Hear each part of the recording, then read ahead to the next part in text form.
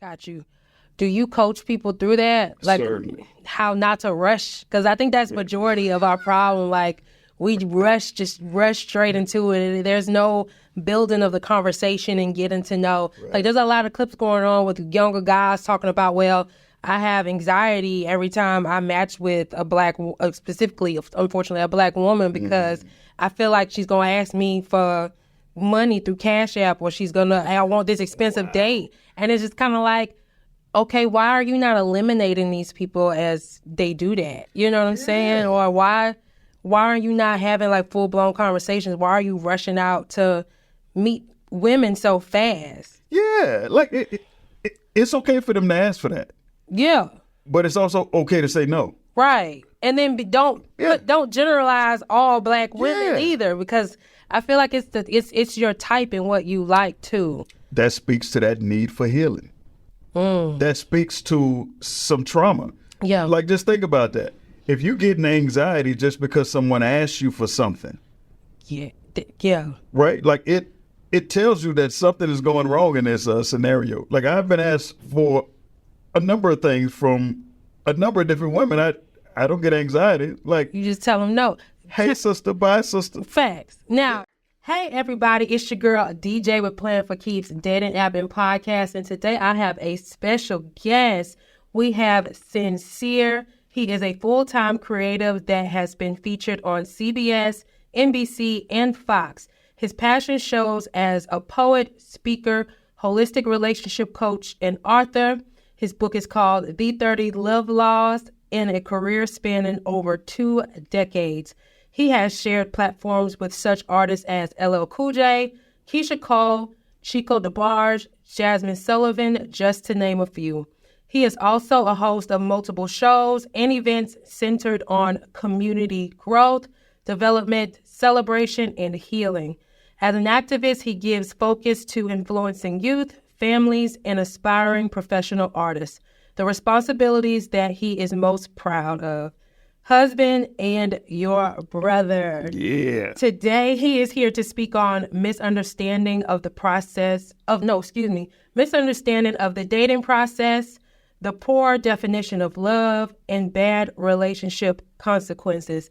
How are you today, Sinsear? I am wonderful. I am happy. And I'm glad to be here. I am so glad you made time to come on as well. Of course. I'm excited for this episode because these topics are super interesting. But before we dive in, my first question to every coach, to anybody who's in just the help profession, tell me your story. Oh, man. My story is very interesting, sis. Being a black man that was divorced after being married so early. I got married at 18. Wow. Right? I was divorced by the age of 22. But that space and time taught me a lot about myself. And it wasn't about the women. You know, most times we blame the partner, the spouse, or what have you. But what I learned is that I didn't know enough about myself. And that scenario just created a mirror for me and what I needed to learn about myself and how I needed to grow. Yeah. Got you. Okay, so you said you didn't know a lot about yourself. Yeah. Tell me, how does knowing yourself contribute in a healthy relationship, and how do you serve somebody when you know yourself? Great question. Great question. So you're getting hard to jump this thing off. So the more you know yourself, the more you see and discover what to love. Right? So if you know yourself, you see what to love and you can project that. Okay. Right? So if you're projecting love, guess what you get back? You get back love. All right? If you're projecting not knowing, guess what you get back? You get not knowing. Not knowing, right? So there's a question mark, right? When you're connecting with others, because you don't know self, right? So the more you know yourself, the more you know what to love. There's no question about that. So when you become, in effect, that love, then you project that. Guess what shows up at your doorstep? Love shows up, right? So we can clearly identify it once we clearly identify what's looking in the mirror, right? Because that's what your partner becomes. Your partner becomes that mirror for you. Got you. Make sense? Yeah, it does make sense. Let me ask you this, because there's so many people out here in dating relationship and they think they're doing it right because they're pouring all of themselves into the relationship. Yeah. Would you say that those particular people know themselves? It can be true. Let's see if it's a toxic situation. Oh, no. Okay, but then some of these people are thinking that they are in the right because they're this good person, they're this great person. They're not realizing the role that they play in the relationship. I don't know if that's something maybe you experienced between 18 and 22. Could you tell us a little bit about just your experience in that space as a man, and then how you came up out of it, and how do you love yourself now to where your partner shows it back to you? Oh man, like it's like what it was is just growing up where I grew up and growing up how I grew up. We learned toxic behaviors just like any other boy that's attempting to become a man. Yeah. Like, we think it's all about how many women we can conquer, how many women we could be with, how many women we could date, so forth and so on. But those things leave marks, right?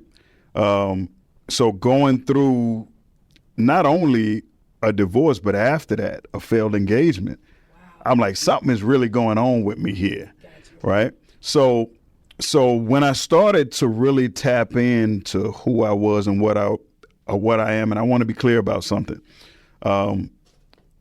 The road that leads to you starts before you even get here. Okay. Right before you got here. So with your ancestors, so forth and so on. Okay. Right. So there's a road to greatness, I like to call it. And that road starts before you were born. So you have to go back to go forward. So that's there's a term called Sankofa, right, that speaks to that very same thing. Right. So just growing and not knowing myself and learning the same toxic behaviors that all young men learn, not knowing self, conquering women, like you're making these connections that don't bear fruit. Okay. Right. So that was my thing. There wasn't love there. Right. There wasn't a substantial connection. Right. So leading to me gaining knowledge of self, and into my current situation with my beautiful, awesome, and amazing wife. Yes. Right. I was able to see, okay, like if I do some work on myself, I can attain some value on the outside of myself because I can see myself as something of value. Got you. Right. And once my wife showed up, my job was just to see who she was. Right. So me having the idea that I wanted to be a husband and serve my community in that way, because I don't like to fail at stuff. Right. Yeah. So failing so terribly as a husband the first time. Yeah. Right. I said, OK, what I'm going to learn is how to do this well and how to do this better. Right. So as my wife showed up, I learned how to identify her through attaining value myself. Right. Okay. So I was able to identify the value of my wife. Attaining value for yourself. What did that look like in your journey? Work, healing.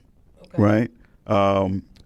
Facing some ugly truths, tackling trauma, right? Trauma's sneaky. Trauma's very sneaky. Yeah, it's sneaky. It makes decision for us, and we think that we're making the decision, right? So what it looked like was getting down to some truths at the root of my being, right? All of us like to think that we're greater than we are. And then we get certain results that aren't great. Right. So we're like, okay, what's wrong with everybody else? Right. That was the problem I had. Yeah. Yes. You think you're perfect, but at the end of the day, for me in my situation, I really had to analyze, like I was explaining before, the role that I also was playing and the things that I also was allowing. Mm-hmm. And I had to tie it back, like you said, go back.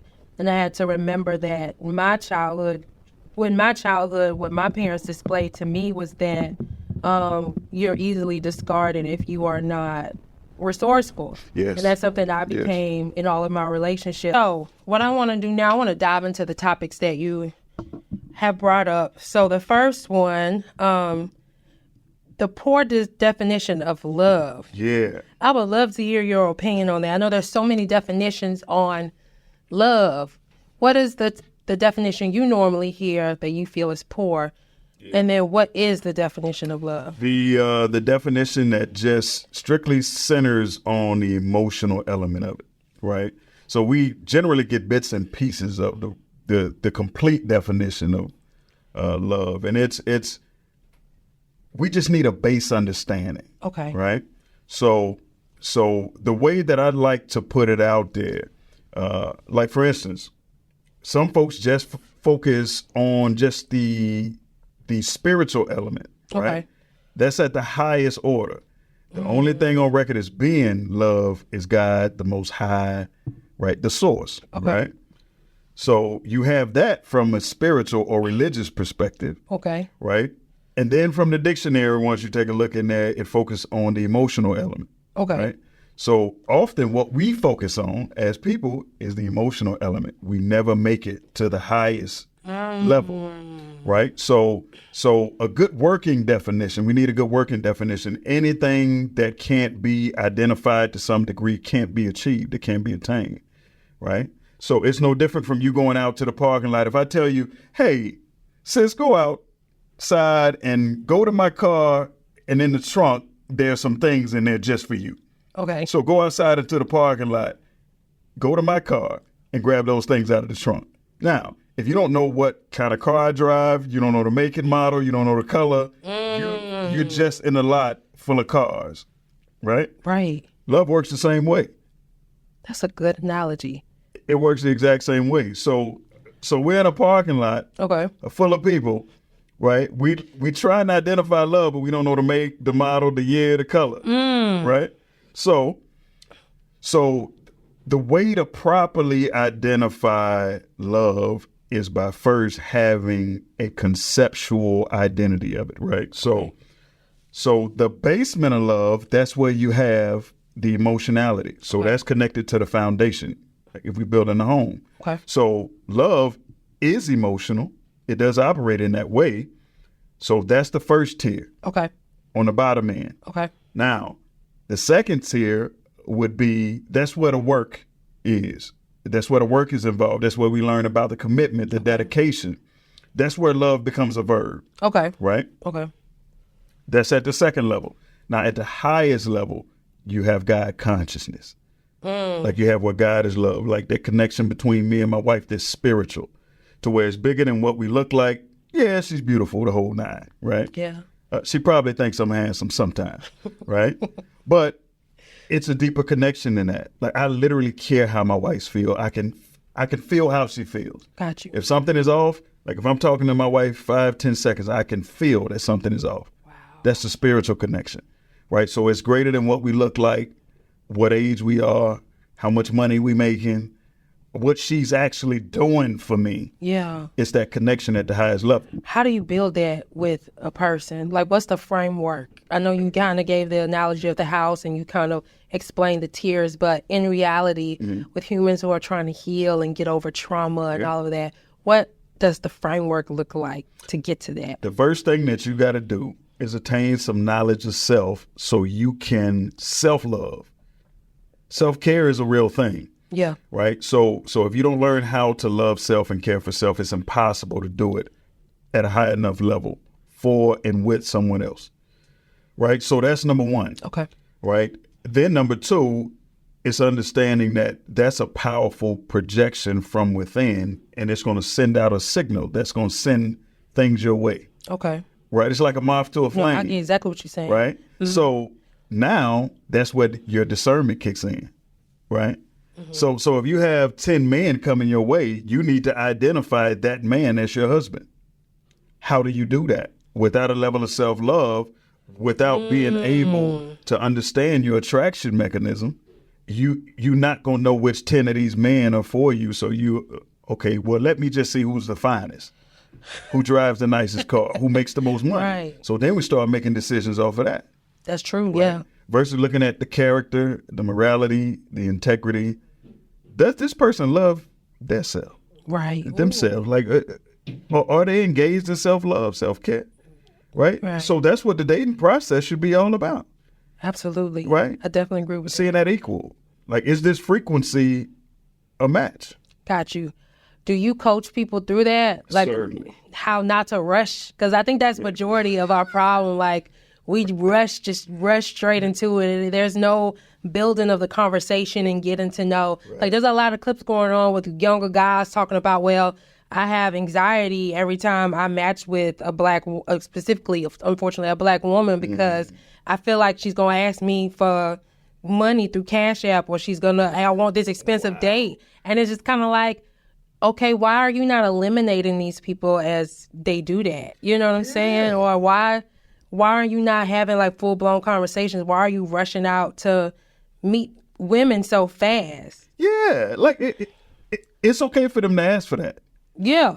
But it's also okay to say no. Right. And then don't generalize all black women either, because I feel like it's your type and what you like too. That speaks to that need for healing. That speaks to some trauma. Yeah. Like, just think about that. If you get an anxiety just because someone asks you for something. Yeah. Right? Like, it tells you that something is going wrong in this scenario. Like, I've been asked for a number of things from a number of different women. I don't get anxiety. Like, You just tell them no. hey, sister, bye, sister. Facts. Now, let me ask you this. As far as the trauma that could be linked to anxiety. Yeah. Just thinking of the scenario that I just gave you for that man, what type of trauma you think could link to a man having anxiety when a woman asks him for something? There's a level of inadequacy based on some things that you've seen, based on some things that you've already experienced. I don't know. The first thing that came to mind was, maybe your favorite girl or somebody you really thought you loved dumped you because you couldn't do for them. Yeah. I don't know if that probably builds anxiety later on or. Traumas are linked to things that's happened before in your life. Yeah. Now, some trauma can come by way of DNA. Facts. Like from your descendants or ancestors or what have you. It's a smaller dosage, if you will. Yeah. But a lot of these things come through experience level. Yeah. Right? So we experience not being enough. Or we heard our friend, again, trauma is sneaky. Right. So you could have something that your loved one went through.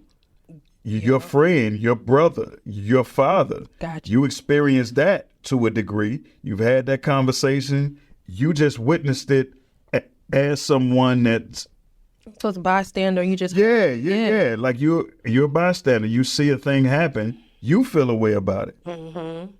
Just by way of being connected to this person, it affects you. Got you. Now thinking of the anxieties and how trauma is linked to that, as a holistic coach, how would a tip or how would you help one relieve themselves of that particular anxiety or anxiety period in dating relationships? So we focus on, where did this thing come from?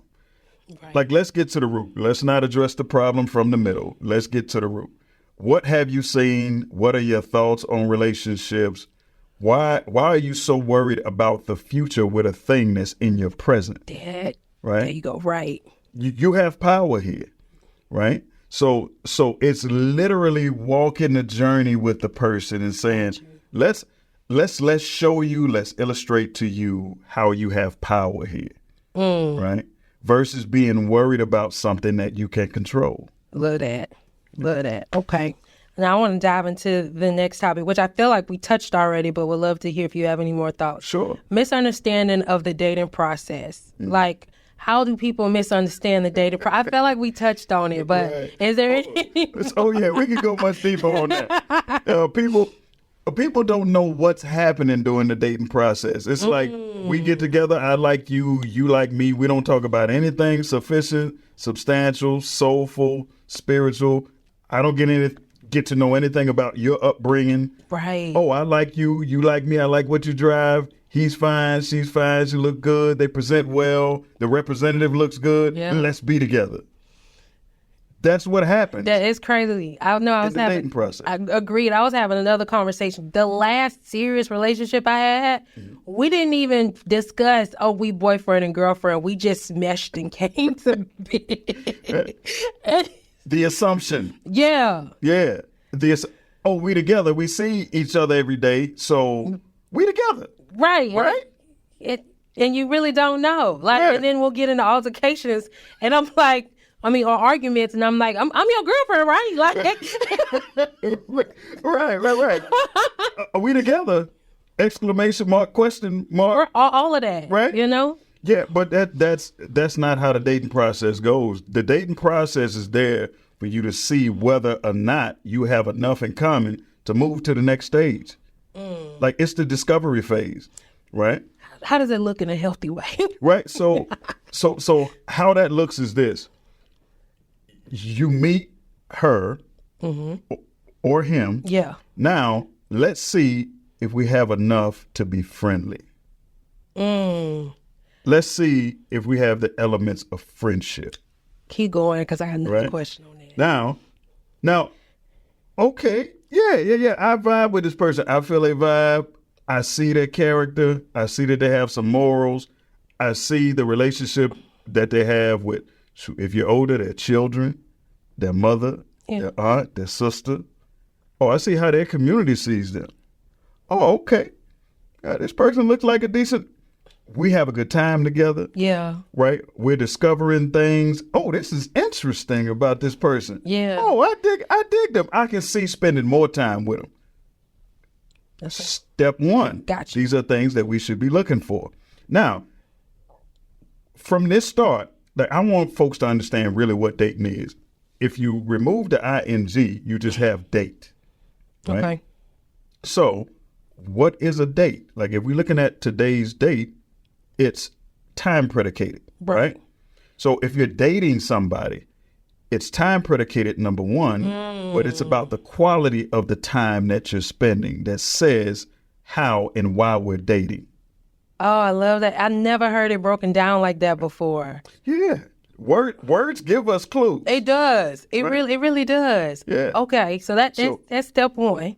That's it. Dating should lead to discovery, where you see where you are connected. Dating should lead to courtship, and courtship should lead to marriage. Got you. I'm gonna beat this subject like a dead horse, because I talked to a guy and I talked to a girl who talks to a lot of men, and she agreed with what she said a lot of men say. They don't look for a friend when they're in a date, and they compartmentalize and they look for somebody who compliments them in whatever.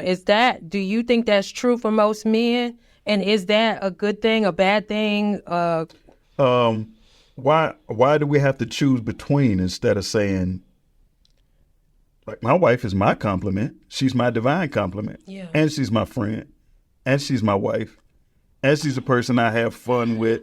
This guy in particular said that women don't know how to even be friends to each other. So no, I'm not looking for a woman to be my friend. So it's just kind of like, dang, well, if you don't like women, just say that. That's what came to my mind. I don't mean to be messy here. But then a lot of men, they say they do that. But I wonder, is it because a lot of men don't try to befriend women? Is it more so of them just trying to just get in the woman's pants, or, okay, well, you know, in society, you just get with a woman, y'all get in a relationship, y'all do the relationship thing, and then that's it. Like, I just wonder why men don't think to be a woman's friend.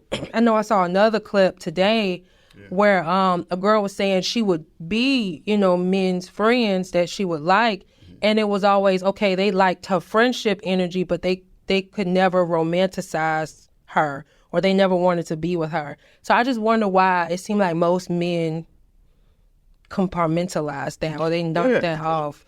Like, it's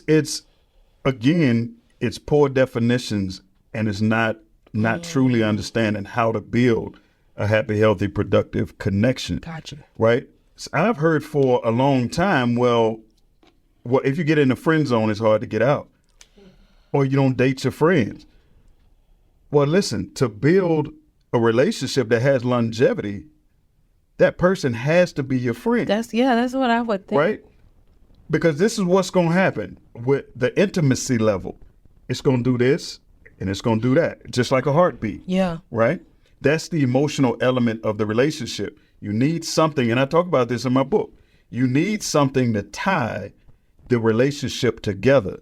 if it's strictly emotional, when it goes up, you're gonna be good. Yeah. When it goes down, you in trouble. And it always it's ups and downs and ebbs and flows, right? Right. Okay. Absolutely. So when the idea is to give it so many layers that it can unfold. It can't disband. It can't separate. So if you give it a friendship level, it also has a spiritual level to it. Right. Right? Then you're tied together emotionally. How does it fail? See, I don't know. I was trying to get him to understand that, and he was not hearing me. Like, I'm gonna bring him up every podcast when somebody bring up friendship. He is just glued to my mind. Okay. Right. Like that's how we learn, through experiences. Right? Yeah. Experience is the best teacher. But what we don't often talk about is that we don't always have to just use our experiences. Ooh, that's right? a good one. Yeah. So you can use my experiences. I can use your experience. And that's why wise counsel is so important. Like, we village people. Yeah. Right? So we're tribal people. That means that we have to get tools from wise counsel. Got you. If we don't, we suffer. For a young man, how important is wise counsel, you would say? Very important. For young men and young women. Yeah. Right? See, if you don't have that wise counsel, then you'll fall for the foolishness. That's true. Right? Yeah. So, like, even though I've written a book, I'm happily married to my wife. We've been together just short of 10 years. We've been happily married for 7 years, right? 7 years last year, right? So we're heading to 8. And it's been the most fun. It's been the highest level of growth that I've experienced. It's been the most connected that I've been. Like, it's something that provides such a high level of vibration for your life. Yeah. That it's unparalleled. Like I'm a poet and I still struggle to find the words. That's beautiful. You see what I mean? So it's just that important. It's life-saving. Got you. How? Because I feel like women have an easier time to do this. That's why I didn't put in women. But right. How does a man go and probably find wise counsel? Maybe if he doesn't have a wise counsel around him. Well, so in this divine construct, right? Wise counsel is always going to present itself. Like, that's how this thing is set up. It's your job to recognize it. Like, everything that we need is in us and around us. Absolutely. Right? That's the idea of abundance, right? Or you can choose to see the world as this thing that lacks abundance. Like, it's scarce. Like, I hear all the time, well, ain't enough men, ain't enough women. If you think that way, guess what's going to become your reality? That's it. So, all right, a tip. Give one tip on how you would give somebody to help open up their mindset and have them understand, like what you just said, abundance is everything, and believing that you have abundance, that what you want will come to you. Like you said, we all have what we need. So yeah. It's have your eyes open, ask questions, right? The things that we need is going to be put in front of us to see if we recognize it. Like, that's how the universe works, right? Yeah. Like, that man that you need is going to be put in your face, right? That woman that you need is going to be put right in your face. Your job is to recognize it. Got you. Right? I know. So this is important, sis. Okay. I really want to say that because you're hitting on something. You got me excited right now. All right? So check this out. This is the man that I either need or want. Okay. Right? Now, what ends up happening is you are going to be faced with different kinds of men. Okay. You're going to have a man in your face that you're going to need, and then you're going to have a man in your face that you want. Then there's going to be a man that represents what you need, want, and desire. Your job is going to be to see, like, in that room full of men, what's that man not only look like, but what does he sound like? What does he move like? What does he feel like? I feel like that's such a challenge for so many women, especially when they kind of like what you said, when they have this scarcity mindset. I know one thing I like to challenge people, like when they say, well, there's not a lot of good men out here. It's why do you think that?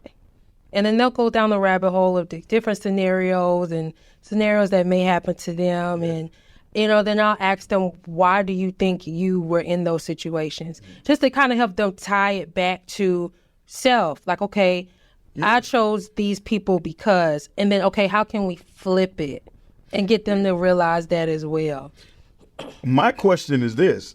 This is what I ask everybody that says, well, ain't no good man, there's no good women, or I've experienced this. My question to them is this. Are you a good person? Right? Or are you what your husband needs, wants, and desires? Right? So if you can say that you are, the way that the universe designs this thing is you can't be a real thing, and the thing that complements you is not a real thing. Agreed. I know, for example, like say for me, like 7-8 years ago, I would have told you, well, yeah, because again, like I told you, my childhood showed me you had to be resourceful and you wouldn't be discarded. But also what I dealt with in my childhood was a lot of dismissiveness from my father. So I leaned toward dismissive men, and me leaning toward dismissive men to try to play out my childhood to prove, I'm worthy of this love. I thought that, I am the perfect person. But in reality, I was putting myself subconsciously in situations that didn't show me in the best light, and I didn't know that. Right. So I had to really dig back and learn that so I could pick out the right person. So I think a lot of women who say, well, yeah, I am that person, they don't realize that they have a lot of work to do to get to know themselves. Right. Kind of like what you said in the beginning. Yeah. Yeah. Yeah, like it becomes a circle. Yeah. Right? Like it all comes, the choices that we make come right back to us. Absolutely. Right? So we can blame the person, right? But the truth is we have to co-sign that relationship. Right? So this is the thing about the relational process. Now, I'm supposed to take attributes from my mother. Okay. Right? And use those attributes from a nurturing standpoint to say, I want my wife to have these things. But here's the thing. She's not going to be my mother. She's going to be my wife. Right. Right? So I have to be intellectually inclined enough to say, I'm not looking for my mother. Right. I'm looking for attributes from my mother in my wife. Like, you see what I mean? Because that's a different type of relationship. Yeah. Right? Like, even though a girl's first love is often their father, a boy's first love is often his mother. Right? We have to separate the two, or the boy is looking for his mother and ends up with his mother. Just another version. Right. Right. Sometimes it be in the toxic way, the toxic version of that mother. Absolutely. Yeah. And that's what I'm speaking of. Yeah. Right? Some mothers make their sons their husband. Yeah. And vice versa too. Like the father that's raising the daughter makes that daughter a version of his wife. Like, I need her to cook, I need her to clean, right. So forth and so on. So those become there is a line where it becomes dysfunction. Right. Right. So again, it's focusing on the attributes, because a father and a daughter's relationship is not the same as a husband and wife. Right. You're supposed to take attributes. It's a different type of relationship. Wow. Right. So it's being clear on these things, right? And saying, hey, you know what? My father did hurt. Yeah. Right. But it's resolving that as well. My father did hurt me. This is not going to stifle me from having a relationship that I need, want, and desire. Right? So let me resolve this relationship and understand that this relationship that I have with my father, I'm not the reason for it. I was the child. Right. Yeah, that's something else that people don't understand that they do on a subconscious level. Right. Right. Yeah. Right. I can't make myself responsible for how my father treated me. That's my father. Right. Right. So he's the parent. It started there. I need to resolve that. Right. So now when I make the connection with my boyfriend, like, I'm healed from that scenario. Right. And healing is a journey, but we must heal from the circumstances that creates the wound. And then we go on the healing journey. Absolutely. And continue the healing process, right? So all of these things are key in lining up your mate. Got you. Okay. Got you. Now, your last topic, bad relationship consequences. When you put that on there, what were your thoughts? That's so broad. Oh, yeah. So there are consequences to bad relationships. Okay. Right? Now, I phrase it like that for a specific reason, right?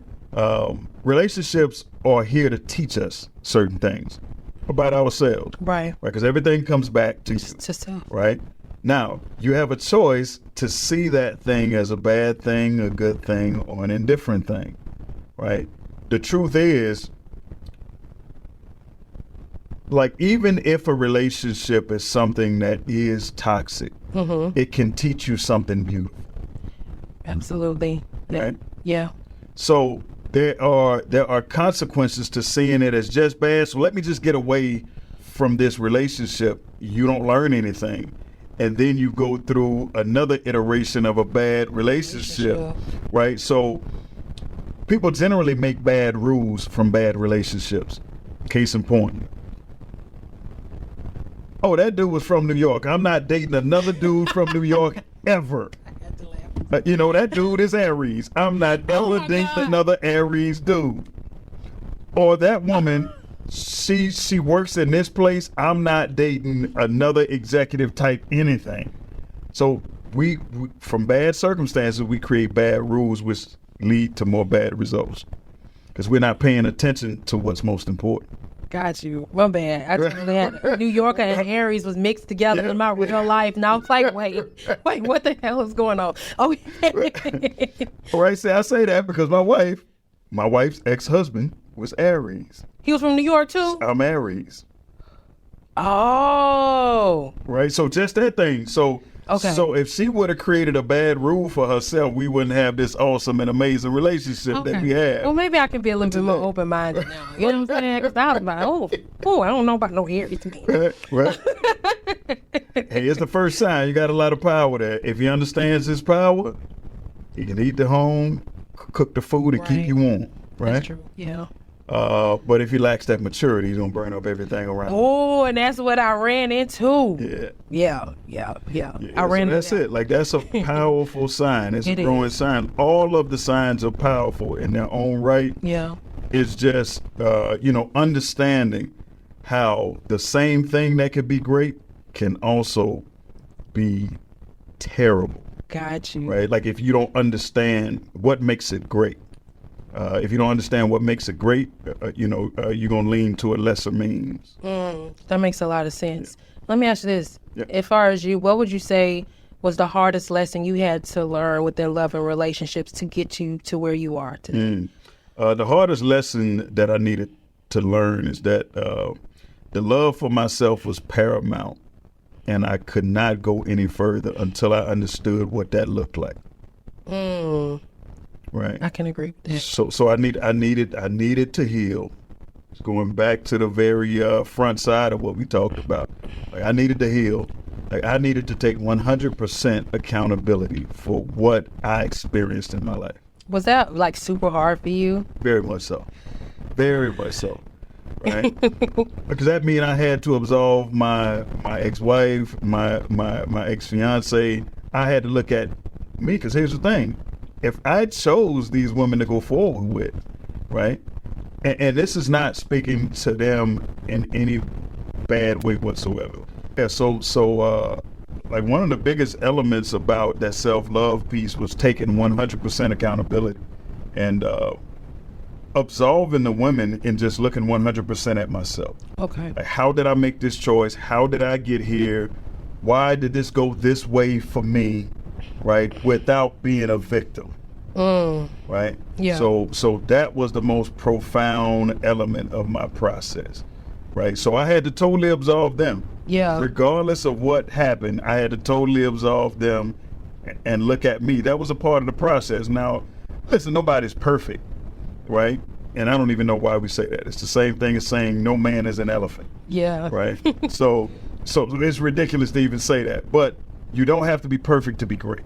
Okay. Right? Yeah. So with saying that and realizing that, I'm like, I want to have a great relationship with someone that I love, that I care about, and I want our relationship to affect the masses, the community, my family. Got you. So I started with me. Awesome. Okay. We're going to dive into these questions. Yeah, let's dive into them. Now, when you were dating, maybe when y'all first started dating, you and your wife, Jules, what qualities do you think that Jules was probably looking for in a partner? So, my boo had a list. She wrote a list out. So I had to come in on that list. So I know that my wife was looking for someone that could be a leader and take charge. Okay. Right. She's also looking for somebody that could be loyal, someone that honors his word. Okay. Right. Someone that has some of those attributes of her father, a man's man, a type of vibe, like Gotcha. someone that's gonna stand up and say, I take the blame on this. This is on me. Gotcha. Be accountable. Got you. Yeah. Now, what percentage of your happiness do you feel your partner should be responsible for in y'all relationship? 0. Let's dive more into why you think 0. I got to bring happiness to the table. No one is responsible for my happiness but me. Now, she can't take away from it, right? Mm-hmm. Now, once I develop it, she can't take away from it, and I can't allow that. So I'm 100% responsible for my own happiness, and she contributes to it. That's okay. how that works. Got you. Last question for this. In how many situations have a partner been able to rely on you? Have they been able to rely on you? Can you think of a situation or time a partner had to rely on you and maybe they didn't know if they could rely on you or... Oh, yeah. Like, I've always been a pretty reliable person, right? Because I was taught at an early age, a man is his word. Okay. Right. So unless I just absolutely couldn't do something, I wouldn't speak to the fact that I could or would. Gotcha. Right. Growing up where I grew up, that could cost you your life. Got you. You see what I mean? So I was just taught that as a man, like speak what you mean and mean what you speak. Got you. Okay. What projects do you have going on right now? Right. So the biggest project is the audio version of the 30 Love Laws. So I have the book. We have an updated audio version because most of my clients, as a holistic relationship coach, my clients are like, I wonder what your wife thinks. Right. So my wife is a part of the new audio project, the 30 Love Laws updated special edition. We finished it the back end of last year. So now, it's out. So people can tap into me and get it directly from the source. The 30 Love Laws is still available, and we focusing on coaching, events, and we making this world a better place, one relationship at a time. Yes, I love that. Right. Thank you so much for coming. Thank you, sis. Thank you so much for coming on, sharing your wisdom. Where can the audience find you? You can find me in your neighborhood. I move around. All right. So you can find me. All right. So tap in with me, IG, Facebook, at Sinsear. That's SINSEAR. All right. So you can DM me to get the project. Or just tap in with me. You have an issue, you got that question, tap in with me. I'm Big Bro. Hey, absolutely. So I got you. Awesome. All right, so I'm going to have all of your links in the show notes. Nice. I want to thank all of the listeners for tuning in. I want to thank all the viewers for tuning in. This is DJ with Plan for Keeps Dating app. Don't forget to download the app. And until next time.